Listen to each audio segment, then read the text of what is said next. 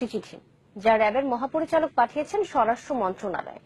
ঊর্ধ্বতন কর্মকর্তা যতই অস্বীকার করুক না কেন, দ্রুত সমাধান না হলে সমস্যা আরো বাড়বে বলে আশঙ্কা বিশ্লেষকদের। সাবেক পুলিশ কর্তার মতে, পুরোপুরি পুলিশ নিয়ন্ত্রণ থাকুক র্যাবে। আর সাবেক সেনা কর্মকর্তার মন্তব্য, র্যাবকে পুলিশ থেকে আলাদা করে দিলে মিলতে পারে মনস্তাত্ত্বিক এ দ্বন্দ্বের সমাধান। জানাচ্ছেন রাশিদ নিজাম। দেশ স্বাধীনের দিন থেকে নতুনভাবে যাত্রা শুরু করে বাংলাদেশ পুলিশ।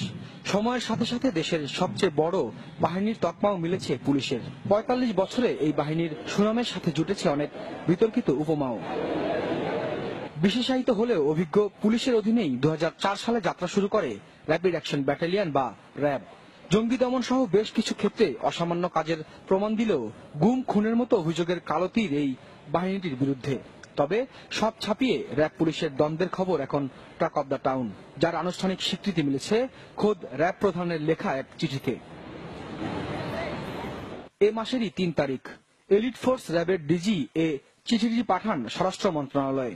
র্যাবের সফল কার্যক্রমের কিছু উদাহরণের পর কয়েকটি ঘটনার বর্ণনা দেন তিনি। অভিযোগ করেন, র্যাবের বিভিন্ন অপারেশনাল কাজে পুলিশের কাছ থেকে সহযোগিতা না পাওয়ার, এমনকি র্যাব সদস্যদের শারীরিকভাবে হেনস্থা ও আঘাত করে রক্তাক্ত করার ঘটনাও লেখা ছিল তার চিঠিতে।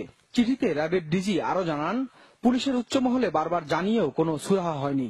তাই দ্রুত এসব ঘটনার বিচার না হলে তিনি আশঙ্কা করেন অস্ত্রবাহী দু বাহিনীর মধ্যে যে কোনো সময় ঘটতে পারে বড় ধরনের দুর্ঘটনা।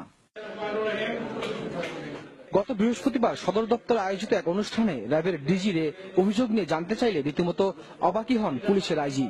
জানান, এমন কোনো ঘটনাই ঘটেনি। ডিজি র্যাব মন্ত্রণালয়ে কোনো অভিযোগ করেন নাই, এটা আপনি ভুল তথ্য দিয়েছেন।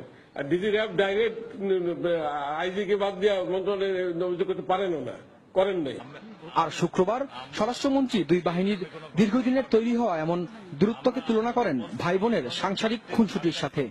পুলিশ এবং র্যাবের মধ্যে এই ধরনের দুই একটি ভুল বোঝাবুঝি থাকতেই পারে। ভাই বোন সংসারে এইরকম দুই একটি ঘটনা ঘটতেই পারে। পুলিশ প্রধানের এমন অস্বীকার করাকে সমস্যা এড়িয়ে যাবার প্রবণতা হিসেবে দেখছেন সাবেক আইজি নুরুল আনোয়ার। তার মতে, এর দ্রুত সমাধান না হলে যদি বড় কোনো দুর্ঘটনা ঘটে তার ফল ভুগতে হবে রাষ্ট্রকে।